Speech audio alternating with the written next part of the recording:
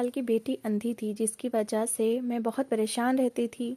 मैं जगह जगह लेकर उसे घूमती थी, मगर कोई फ़ायदा नहीं हुआ था। एक दिन मेरी नंद ने एक बाबा के बारे में बताया जो बहुत मशहूर था। मैं अपनी बेटी को 75 साल के बूढ़े बाबा के पास लेकर गई तो वो कहने लगा कि तुम कल शाम को अपने घर का दरवाज़ा खुला रखना, मैं तुम्हारी बेटी के लिए दवाई लेकर आऊँगा। मैंने उसकी बात मानकर अगले दिन अपने घर का दरवाज़ा खुला छोड़ दिया। तो शाम के 6 बजे वो बूढ़ा बाबा हमारे घर आ चुका था। बाबा हमारे घर पर आया और उसने अपने थैले से 2 पुड़ियाँ निकाल कर दी और कहने लगा, इसे खुद भी पी लो और अपनी बेटी को भी पानी में मिला कर दे दो। इसके बाद तुम्हारी बेटी देखने लगेगी। मेरी बेटी और मैंने खुशी खुशी इस दवाई को पानी में मिलाकर पी लिया। दवाई पीते ही हमारी आंखों के सामने अंधेरा छाने लगा और हम बेहोश हो गए थे।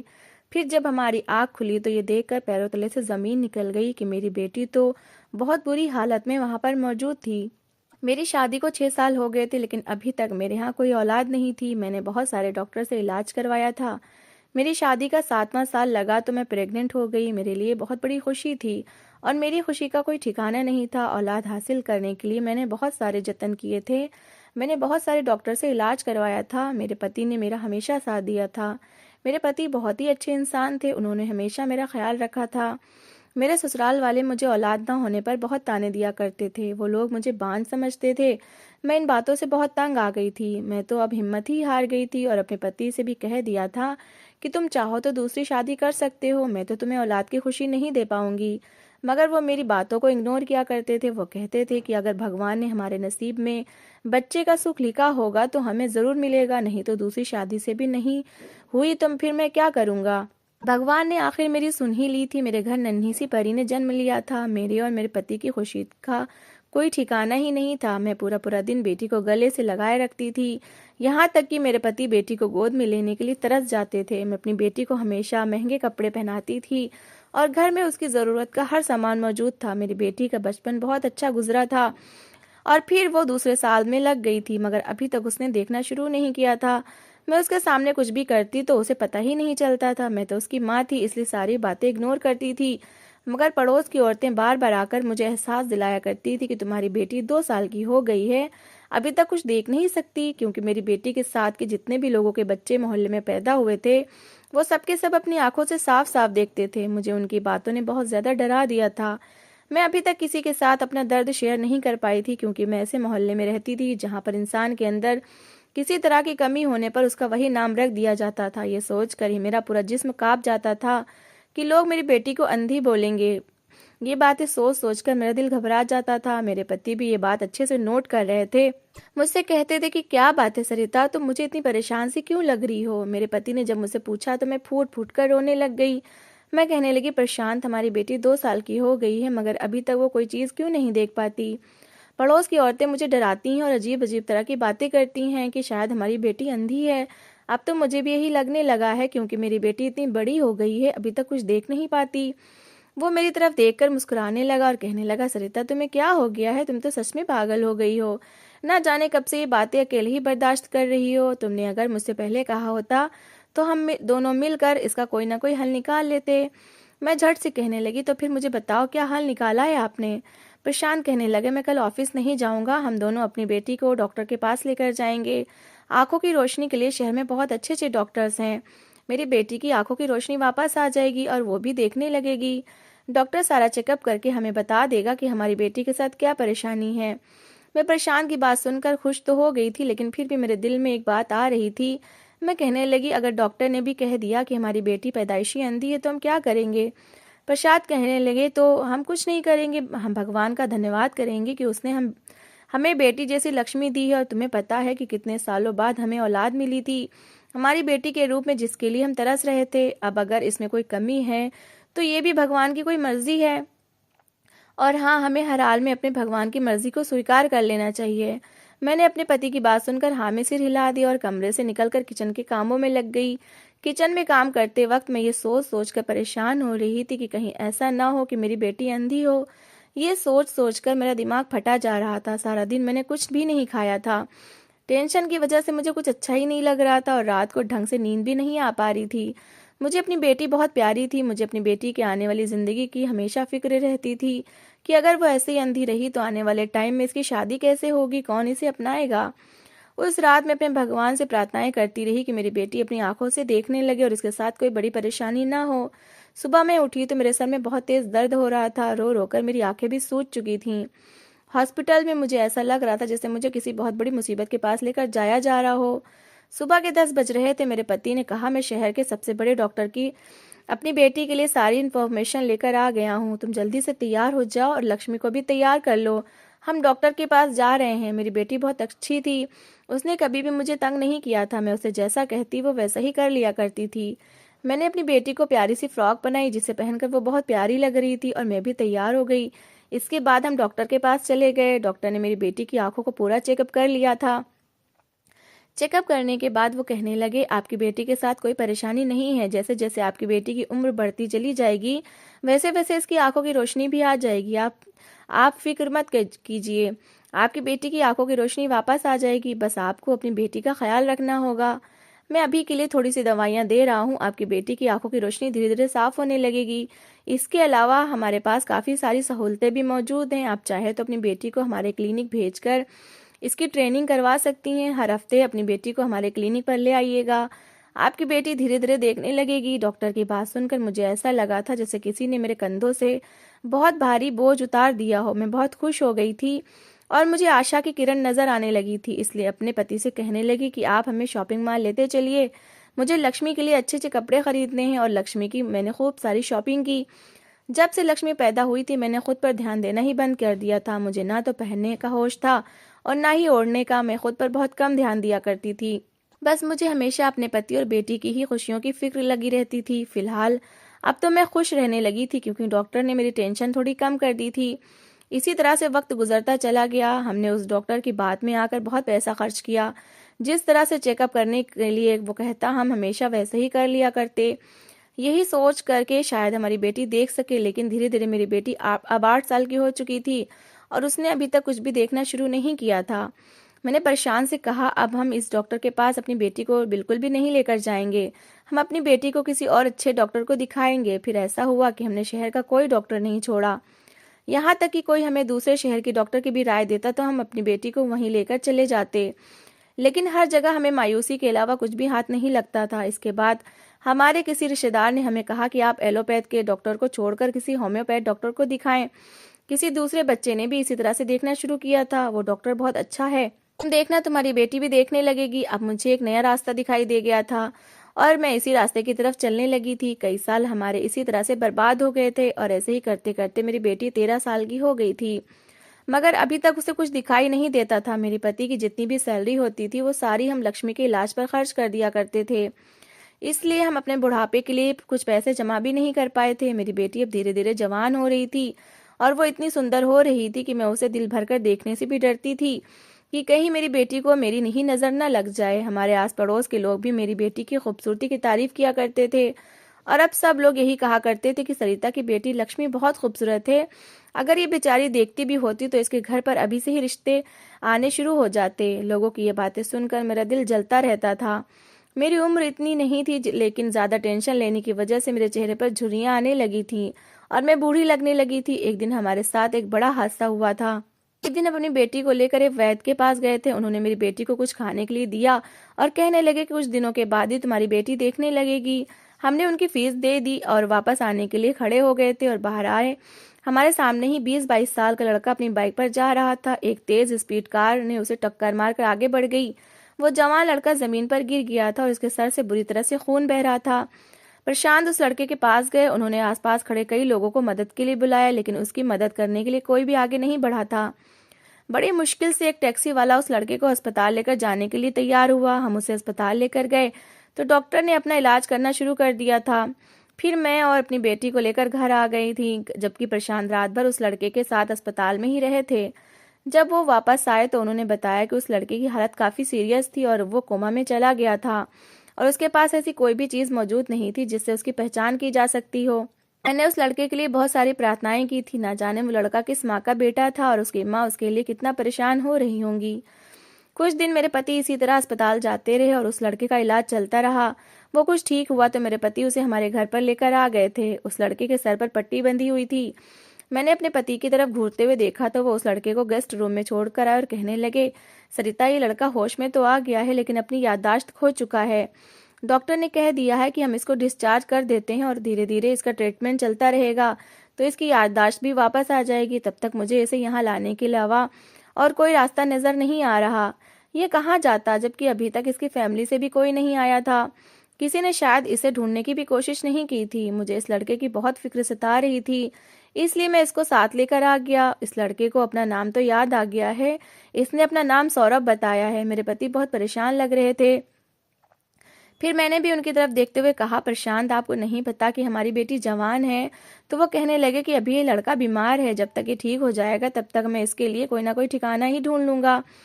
मैंने इस बात में सर हिला दिया। मुझे भी उस लड़के की हालत देखकर उस पर तरस आता था, इसलिए मैं भी उसका ख्याल रखने लगी थी। वो बहुत प्यारा लड़का था और मैं उसे देख कर सोचती कि अगर भगवान मुझे एक और औलाद देता तो वो बेटा होता, तो आज मेरी फैमिली पूरी हो जाती। शायद मेरा बेटा इसके जैसा ही होता। मैं जब भी उसका कोई काम किया करती तो वो मुस्कुरा कर मुझे थैंक्स बोलता था। जहाँ तक मेरी बेटी की बात है तो वो लड़का मेरी बेटी को आंख उठाकर नहीं देखता था। मुझे उसकी शराफतें बहुत अट्रैक्ट किया था। इसी तरह एक महीना गुजर चुका था और वो लड़का धीरे धीरे चलने भी लगा था। एक दिन मैं अपने कमरे में टीवी देख रही थी और मेरी बेटी उस टाइम पर सो रही थी, तो वो लड़का मेरे कमरे में ही आ गया था और मुझसे कहने लगा, आंटी, क्या मैं आपसे एक बात पूछ सकता हूँ? हाँ हाँ, बिल्कुल, ज़रूर पूछो। तो वो कहने लगा, आंटी, मुझे ऐसा क्यों लगता है जैसे आपकी बेटी देख नहीं सकती? क्या आपको नहीं लगता कि आपकी बेटी इतनी बड़ी हो गई है, आपको इसकी आंखों की रोशनी के लिए कुछ करना चाहिए? उसकी बात सुनकर मेरी आंखों में आंसू आ गए थे। मैंने उससे कहा कि बेटा, मेरी बेटी अंधी है और वो देख नहीं सकती। ये बात सुनकर उसकी आंखें फटी की फटी रह गई थी। मैं कहने लगी, जब वो 2 साल की थी तब से ही मैं उसका इलाज करवा रही हूँ। अब वो 15 साल की हो गई है लेकिन अभी तक कोई फायदा नहीं हुआ। उसने सर हिला दिया और कहने लगा, आंटी, उसे कोई फायदा नहीं हुआ तो आपने अपनी बेटी का इलाज अभी तक बंद क्यों नहीं करवाया? अगर आप इसे भगवान की मर्जी समझकर स्वीकार कर लेती तो शायद आपको अभी तक सुकून मिल जाता। मुझे सौरभ की बातें सुनकर बहुत गुस्सा आने लगा था और मैं चिल्लाकर उससे कहने लगी, तुम्हारी हिम्मत कैसे हुई ऐसा कहने की? लक्ष्मी मेरी इकलौती बेटी है। मैं तो मरते दम तक अपनी बेटी का इलाज करवाती रहूंगी जब तक वो ठीक नहीं हो जाती। वो तो फिर भी मेरी बेटी है, लेकिन हम तो तुम जैसे इंसान का भी इलाज करवा रहे हैं। और बस इतना ही नहीं, तुम्हें अपने घर में रहने के लिए जगह भी दी है और तुम्हारे साथ बिल्कुल अपनों जैसा ही रवैया रखा है। तुम्हें तो शायद याद नहीं, लेकिन हमने देखा था तुम एक तेज स्पीड कार हमारी आंखों के सामने टक्कर मार कर गई थी और कोई भी तुम्हें बचाने के लिए आगे नहीं आ रहा था और तुम्हारे बचने के भी चांसेस नहीं थे। मेरे पति ने तुम्हारी मदद की, तो क्या हम तुम्हें वहां पर मरता हुआ छोड़कर वापस चले आते? और जब अब तुम्हारी याददाश्त जा चुकी है और हमें नहीं पता कि तुम्हारा इलाज कब तक चलेगा, तो क्या तुम्हारे इलाज ये सोचकर बंद कर दें कि इसमें भी भगवान की मर्जी है और तुम्हें अपने घर से निकाल दें? मेरी जवान बेटी के होते हुए भी हमने तुम्हें अपने घर में रहने के लिए जगह दी। सौरभ की बात तो सीधा मेरे दिल पर जा लगी थी, क्योंकि जो बात सौरभ ने मुझसे कही थी, ऐसी बात आज तक मुझे किसी ने नहीं की थी। और फिर वो अनजान लड़का, जिसे इस बात का बिल्कुल भी नहीं पता था कि मैं किस तरह से अपनी बेटी को देख देख कर तकलीफ में रहती हूँ और किस तरह से हालात का सामना करती हूँ, वो मुझे ऐसी राय कैसे दे सकता है? मैं इतने गुस्से में आ गई थी कि बिना कुछ सोचे समझे ही बोलते चली जा रही थी। सौरभ के तो चेहरे का रंग ही उड़ गया था। वो कहने लगा, आंटी, मेरा मकसद आपका दिल दुखाना नहीं था। अगर आपको मेरी बात बुरी लगी हो तो मैं आपसे माफ़ी मांगता हूँ। मैं पहले से काफ़ी ठीक हो चुका हूँ और जहाँ तक मेरी याददाश्त की बात है वो भी धीरे धीरे वापस आ ही जाएगी। लेकिन तब तक मैं आप लोगों पर बोझ बनकर नहीं रहना चाहता। मुझे यहाँ से जाना ही होगा। मुझे पता है कि आप लोग इज्जतदार और शरीफ मोहल्ले में रहते हैं और आपकी जवान बेटी भी है। लोगों को इल्ज़ाम लगाते हुए ज़्यादा देर नहीं लगती, इसलिए मैं यहाँ से जा रहा हूँ। मैं अंकल के सामने तो यहाँ से नहीं जा सकता, वरना वो मुझे रोक लेंगे और जाने नहीं देंगे। आप उनको मेरी तरफ से धन्यवाद बोल देना। जिंदगी रही तो आप लोगों से फिर मुलाकात होगी और आप लोगों के साथ रहकर मुझे बहुत अच्छा लगा। इतना कहकर सौरभ मेरे पास से उठकर चला गया था। मैं अभी तक गुस्से में ही बैठी हुई थी कि सौरभ ने आखिर मुझसे ऐसा क्यों कहा था कि मुझे अपनी बेटी की मजबूरी भगवान की मर्जी समझकर स्वीकार कर लेनी चाहिए।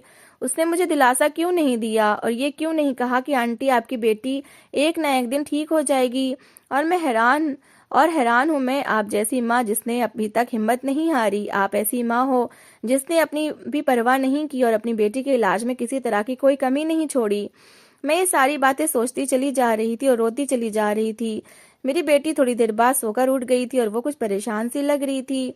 मैंने पूछा, क्या हुआ? तो वो कहने लगी, माँ, ऐसा लग रहा है सौरभ घर में मौजूद नहीं है। माँ, आखिर सौरभ कहाँ चला गया? और अगर वो घर में ही है तो फिर मुझसे बात क्यों नहीं कर रहा? मैंने लक्ष्मी से कहा, बेटा तुम आराम करो, वो यहीं कहीं होगा। मैंने उसकी बात को इग्नोर किया और अपने काम में लग गई। मेरी बेटी फिर मुझसे बार बार सौरभ के बारे में पूछने लगी, तो मैंने उससे कह दिया, बेटा वो ठीक हो गया था, इसलिए अपने घर वापस चला गया। अब वो हमारे घर कभी नहीं आएगा। मैंने महसूस किया था कि मेरी बेटी एकदम से ही उदास हो गई थी। उसकी आंखों में आंसू आने लगे थे और वो मुझसे कहने लगी, सौरभ को इस तरह से हमारे घर से नहीं जाना चाहिए था, और वो मुझसे मिलकर भी नहीं गया। मेरी बेटी को उसके साथ लगाव हो गया था क्योंकि वो मेरी बेटी के साथ बातें करता था। ये बात कहकर मेरी बेटी अपने कमरे में चली गई थी। उसके जाने के बाद जैसे मैं कुछ होश में आने लगी थी, मुझे अपने किए पर पछतावा होने लगा था। ना जाने मैंने उस लड़के के साथ इतना बुरा व्यवहार कैसे कर दिया था कि वो हमें छोड़कर चला गया था। अब अगर इस बारे में मेरे पति को पता चल जाता तो वो मुझसे बहुत नाराज होते। और सौरभ के जाने से मेरी बेटी भी उदास हो गई थी। मैं बहुत ज्यादा परेशान हो चुकी थी। शाम को मेरे पति जब ऑफिस से घर आए तो उन्होंने घर आते ही सबसे पहले सौरभ के बारे में ही पूछना शुरू किया था। मैं घबरा गई थी और कहने लगी, सौरभ की याददाश्त आ गई थी, इसलिए वो अपनी फैमिली के पास वापस चला गया। मेरे पति की आंखों में शिकवा साफ नजर आ रहा था। वो कहने लगे, सरिता, मुझे सौरभ से ऐसी उम्मीद नहीं थी, कहीं तुमने तो उसे कुछ नहीं कह दिया? मैं घबरा गई और अपनी नजरें चुराने लगी थी। प्रशांत कहने लगे, सरिता, मुझे वो लड़का बहुत अच्छा लगने लगा था। ऐसा लगने लगा था जैसे वो मेरा अपना ही बेटा हो। आखिरी बार वो मुझसे मिलकर भी नहीं गया। चलो, वो जहाँ रहे खुश रहे। मैं अपने पति के पास से उठकर किचन में आ गई थी। कुछ दिन इसी तरह से गुजर गए थे। प्रशांत ने मुझसे मुझसे इसके बाद सौरभ के बारे में कोई बात नहीं की थी, क्योंकि उनकी एक बहुत अच्छी आदत ये थी कि वो मुझे ज्यादा शर्मिंदा नहीं किया करते थे। हमेशा मेरी गलतियों को माफ कर दिया करते थे और इग्नोर करने की कोशिश करते थे। लेकिन मैं सौरभ के लिए अंदर ही अंदर से बहुत टेंशन में आ गई थी। वो एक बहुत अच्छा लड़का था, उसका नेचर बहुत अच्छा था। उसे देखकर ऐसा लगता था कि वो किसी पढ़े लिखे और अच्छे परिवार से संबंध रखता हो। लक्ष्मी भी सौरभ के जाने के बाद चुप चुप रहने लगी थी और मैं उसकी हालत को अच्छी तरह से देख सकती थी। फिर मैं ये भी नहीं समझ पा रही थी कि उसकी ये हालत किस तरह से हो गई है। एक दिन हमारे घर पर मेरे पति की दीदी आई थी। वो किसी शादी में मेरठ से आई थी, इसलिए वो 2 दिन के लिए हमारे घर पर आई हुई थी। आज उनके जाने का दिन था। शाम 5 बजे तक वो अपने घर जाने वाली थी। उन्होंने मुझे बताया कि सरिता, तुम्हें पता है, हमारे मेरठ में रहने वाले एक मशहूर बाबा यहाँ पर तुम्हारे शहर में आए हुए हैं और वो लोगों की परेशानियां हल करने के लिए आए हैं। उनकी उम्र और अनुभव बहुत ज़्यादा है। वो लोगों का इतना अच्छा इलाज करते हैं कि नाउम्मीद लोग भी उनसे उम्मीद लगा बैठते हैं। गूंगे बोलने लगते हैं और अंधे देखने लगते हैं। वो पैसे तो थोड़े ज़्यादा लेते हैं, लेकिन काम अच्छा करते हैं। और वैसे भी तुम अपनी बेटी पर अब तक काफ़ी पैसा खर्च कर चुकी हो। उम्मीद है कि उस बूढ़े बाबा के इलाज से हमारी लक्ष्मी भी देखने लगेगी। मैं अपनी नंद की बात सुनकर बहुत खुश हो गई थी और मुझे उम्मीद की एक बार फिर किरण नजर आने लगी थी।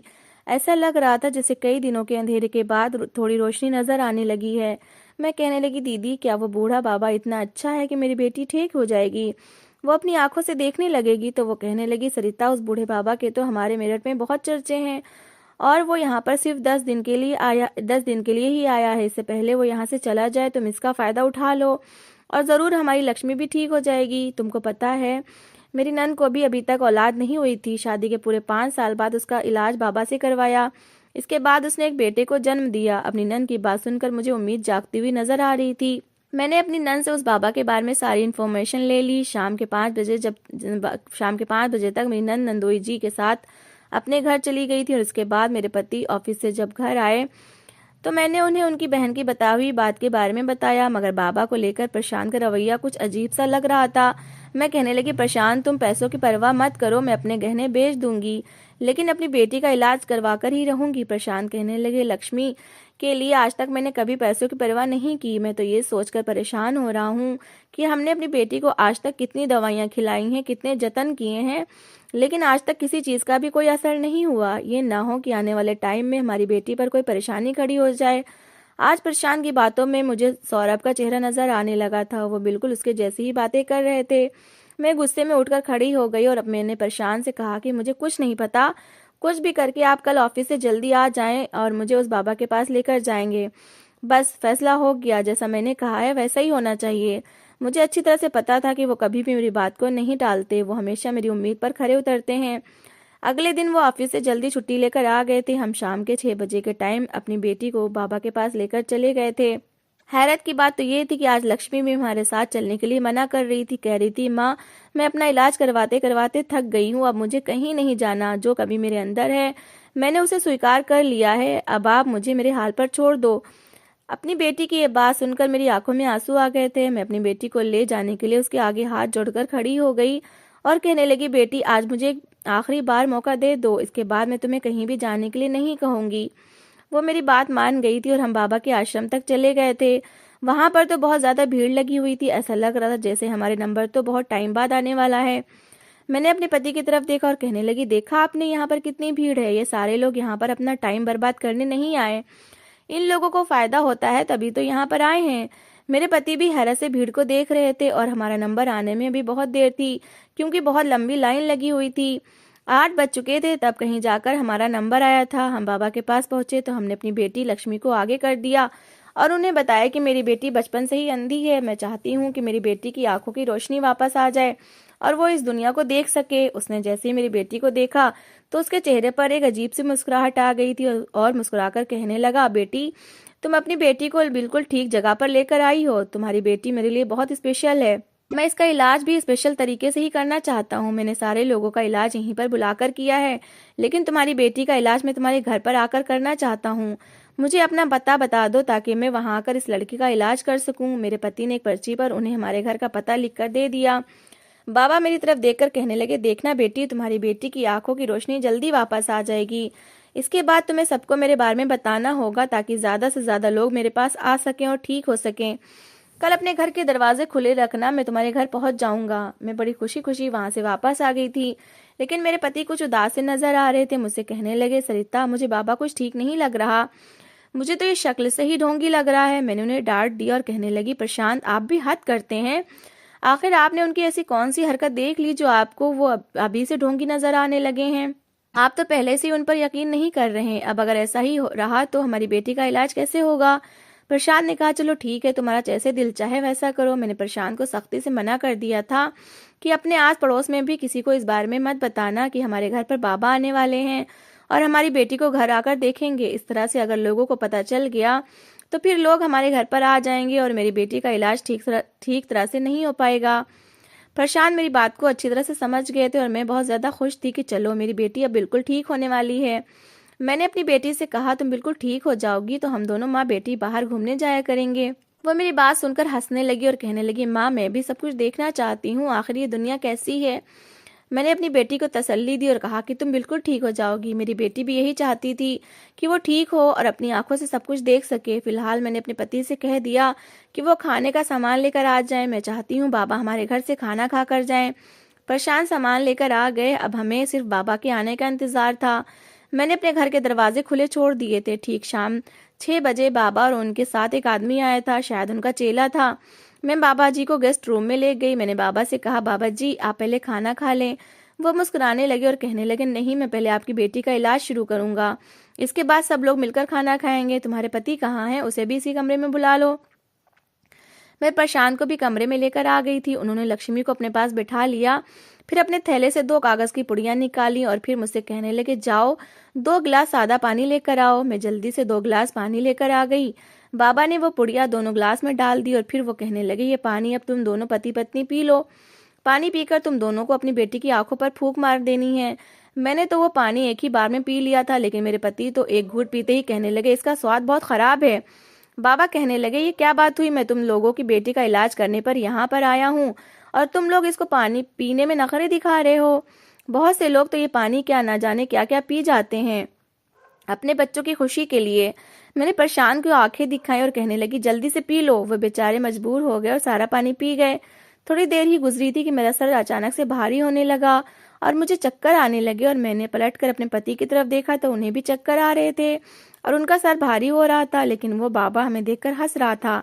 बाबा ने मेरी बेटी का हाथ दबोच लिया था और उसे पकड़कर खड़ा हो गया था, उसे अपनी तरफ खींचने की कोशिश कर रहा था और मेरी बेटी माँ पापा बचाओ कहकर जोर जोर से चिल्ला रही थी और वो अपना हाथ छुड़ाने की कोशिश कर रही थी, उससे भागने की भी कोशिश कर रही थी, मगर बाबा के चेले ने उसका हाथ पकड़ लिया। मेरी बंद होती हुई आंखों से मुझे बाबा में एक हैवान नजर आ रहा था और फिर मैं पूरी तरह से बेहोश हो चुकी थी और मेरी आंखों के सामने अंधेरा छा गया था। मगर मुझे ये एहसास हो रहा था कि मेरी बेटी बहुत बड़ी मुसीबत में है। मेरे कानों में लगातार मेरी बेटी बेटी की चीखने की आवाज़ें आ रही थी, लेकिन मैं कुछ भी नहीं कर पा रही थी। न जाने कितने टाइम तक मैं और मेरे पति बेहोश रहे। जब मुझे होश आया तो मैं घबराकर उठ बैठी और चिल्ला चिल्लाकर अपनी बेटी को आवाज़ लगाने लगी। मेरी बेटी हाथों से महसूस करती हुई चलकर मेरे पास आई, तो मैंने उसको गले से लगा लिया। उसकी हालत बहुत ख़राब हो रही थी। बेटी की हालत देखकर तो मेरा पूरा बदन बुरी तरह से काँप रहा था। डर की वजह से मेरी बेटी कुछ बोल भी नहीं पा रही थी, बस रोए जा रही थी। मेरी बेटी के कपड़े भी फटे हुए थे और वो बहुत रो रही थी। मैंने जल्दी से प्रशांत को उठाया और इधर उधर बाबा को ढूंढने की कोशिश करने लगी। लेकिन जब मैं कमरे से निकलकर बाहर आई तो मैंने देखा कि हॉल में ही बाबा और उसका चेला कुर्सी से बंधे पड़े हैं। मैंने अपनी बेटी की तरफ देखा और पूछा, क्या हुआ है बेटा? प्रशांत भी होश में आ चुके थे। थोड़ी देर बाद ही हमारे कमरे के अंदर पुलिस भी आ गई थी। काफी सारे पुलिस वाले हमारे घर में आ चुके थे। उन्होंने बाबा और उसके चेले को पकड़ लिया था और अपने साथ लेकर चले गए थे। उनके पीछे सौरभ भी खड़ा हुआ था। मैं सौरभ की तरफ देखकर बुरी तरह से डर गई थी। मैं कहने लगी, सौरभ तुम यहाँ पर कैसे आ गए? यहाँ क्या हुआ था? वो कहने लगा, आंटी मैं कल आपके घर आया था, तब आप लोग कहीं जा रहे थे। मैं भी अपनी बाइक पर आपका पीछा करते करते उस बाबा के आश्रम तक चला गया। मैं वहां पर बाहर खड़ा आप लोगों का इंतजार कर रहा था। आप लोगों की नज़र मुझ पर नहीं पड़ी थी, लेकिन फिर अचानक मेरे घर से कॉल आ गई, इसलिए मैं अपने घर को वापस लौट गया। हाँ, मैंने आप लोगों की बातें सुन ली थी कि आप लोगों के घर कल बाबा आएगा और लक्ष्मी का इलाज शुरू करेगा। मैं अपने घर वापस चला गया था। मुझे आप लोगों की अच्छाई ने बहुत अट्रैक्ट कर दिया था। मैंने ठान लिया था कि मैं आपके घर वापस जाऊंगा, क्योंकि ये कोई अच्छा इंसान नहीं था। कोई ढोंगी बाबा था, अच्छे लोगों को लूटता था और जवान लड़कियों की इज्जत खराब करता था। मुझे पता चला था कि झूठे बाबा को मेरठ से भी फ्रॉड की वजह से निकाल दिया गया था। इसलिए मैंने प्लानिंग की हुई थी कि अगर ये बाबा आपके घर पर कोई गड़बड़ी करेगा तो मैं फौरन इसको पुलिस के हवाले कर दूंगा। इसलिए मैं दीवार से कूदकर आपके घर के अंदर आ गया था। ये बाबा आप लोगों के साथ जो भी कर रहा था वो सब कुछ मैं देख रहा था। जब इस बाबा ने आप लोगों को बेहोश कर दिया था तो मैं पुलिस को कॉल कर चुका था। आपके बेहोश हो जाने के बाद ये दोनों लक्ष्मी के साथ जबरदस्ती कर रहे थे। मैंने बाबा और उसके चेलों को पकड़कर कुर्सी से बांध दिया था। भगवान ने हमारी लक्ष्मी को बचा लिया है और मैं लक्ष्मी को समझा रहा था कि उसे डरने की कोई जरूरत नहीं है। मैंने आप लोगों को होश में लाने की बहुत कोशिश की, लेकिन आप लोग होश में नहीं आ सके। जब थोड़ी देर के बाद आप लोग होश में आ गए तो पुलिस भी आ गई और उन लोगों दोनों को पकड़कर ले गई। मैं सौरभ की बातें सुनकर फूट फूट कर रोने लगी। मैं कहने लगी, सौरभ मुझे माफ कर दो, भगवान तुम्हारा भला करे। तुमने आज हमारी इज्जत को बचा लिया है और मेरी बेटी की जान भी बच गई है। सौरभ कहने लगा, आंटी आपको उस दिन मेरी बात बहुत बुरी लगी थी, मगर सच तो यही है। भगवान ने कुछ सोचकर ही लक्ष्मी की आंखों को रोशनी नहीं दी। आप भगवान की मर्जी को ही अपनी मर्जी बना लीजिए और उसकी मर्जी के आगे अपना आपको हथियार डाल देना चाहिए। आपको हर किसी ने लूटा है, मगर क्या फायदा हुआ? अभी तक लक्ष्मी देखने तो नहीं लगी। मैं रोते हुए सौरभ से कहने लगी, तुम्हारी जैसी बात आज तक मुझे किसी ने नहीं की थी। बस लोग मुझे डॉक्टर बाबा का बताते थे और मैं उन लोगों की बातों में आती रहती थी। जो जैसा कहता मैं वैसा ही कर लिया करती, क्योंकि बेटा मैं एक माँ हूँ और एक माँ अपनी औलाद की खुशी के लिए सब कुछ कर सकती है। लेकिन किसी ने मुझे ये नहीं बताया था कि भगवान की मर्जी में ही हमें भी खुश रहना चाहिए। तुम मुझे माफ कर दो। मैंने सौरभ के सामने हाथ जोड़ लिए थे। उसने जल्दी से मेरे हाथ पकड़ लिए और कहने लगा कि नहीं आंटी, आप ऐसा मत करें, आप तो मेरी माँ है। मैंने भगवान से भी माफी मांग ली थी। मेरे पति भी सौरभ से मिलकर बहुत खुश हो गए थे और फिर सौरभ ने अपने बारे में बताया कि किस तरह उसकी याददाश्त वापस आ गई थी। उसने बताया कि जब वो हमारे घर से चला गया था तो उसको रास्ते में उसके दादा और बाप मिल गए थे, जो उसे ही ढूंढ रहे थे। उन्हें लगा था कि उनका बेटा मर चुका है, लेकिन वो अपने बेटे को जिंदा और सही सलामत देखकर बहुत खुश हुए और सौरभ को अपने साथ अपने घर ले गए। जब वो लोग सौरभ को अपने घर पर ले गए तो वहां पर रहते रहते सौरभ सबको पहचानने लगा और धीरे धीरे उसकी याददाश्त भी वापस आ गई थी और वो बिल्कुल नॉर्मल हो गया था। लेकिन याददाश्त वापस आने पर वो हमें नहीं भूला था। हम उसे अच्छी तरह से याद थे, जिस तरह से हमने उसकी जान बचाई थी और उसे अपने घर में जगह दी थी। सौरभ ने हमें अपनी फैमिली से भी मिलवाया। उसकी फैमिली काफी अच्छी और पढ़ी लिखी थी। वो बहुत अमीर लोग थे। सौरभ ने मेरी बेटी को अपनी बहन बना लिया था और मेरे पति तो सौरभ को अपना बेटा ही मानते थे। मेरी जिंदगी में शायद अभी तक एक बेटे की कमी थी, जो कि सौरभ के आने से पूरी हो गई थी। सौरभ की और हमारी फैमिली के रिलेशन काफी अच्छे हो गए थे। हम लोग एक दूसरे के साथ बहुत अच्छे तरीके से रहते थे। अब देखते ही देखते मेरी बेटी 19 साल की हो गई। सौरभ की ताई को हमारी बेटी लक्ष्मी बहुत पसंद आई थी, इसलिए उन्होंने अपने बेटे का रिश्ता मेरी बेटी के लिए भेज दिया था। और सबसे अच्छी बात तो ये कि जिस लड़के के लिए मेरी बेटी का रिश्ता आया वो लड़का एक टांग से पाहिज था। दोनों में कमी थी, इसलिए वो दोनों एक दूसरे की कदर करने लगे थे। मैंने अपनी बेटी की शादी सौरभ की ताई के बेटे के साथ कर दी थी। मेरी बेटी अपनी ससुराल में बहुत खुश रहती थी क्योंकि वहां पर उसका ख्याल रखने वाले बहुत सारे लोग हैं। शायद मेरी बेटी की किस्मत में ही ऐसा लिखा था। इस लड़के में भी एक कमी थी और मेरी बेटी में भी एक कमी थी, जिस वजह से इन दोनों का नसीब एक साथ जुड़ा हुआ था। फिलहाल दोनों बच्चों की जिंदगी अच्छी गुजर रही है और जिस दिन मेरी बेटी की शादी हुई मैं अपनी बेटी की तरफ से बेफिक्र हो गई। तो दोस्तों, इस कहानी को लेकर आपकी क्या राय है कमेंट बॉक्स में ज़रूर बताएं।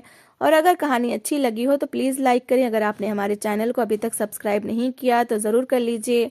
तो मिलते हैं ऐसी ही एक मोटिवेशनल कहानी के साथ। Thanks for watching.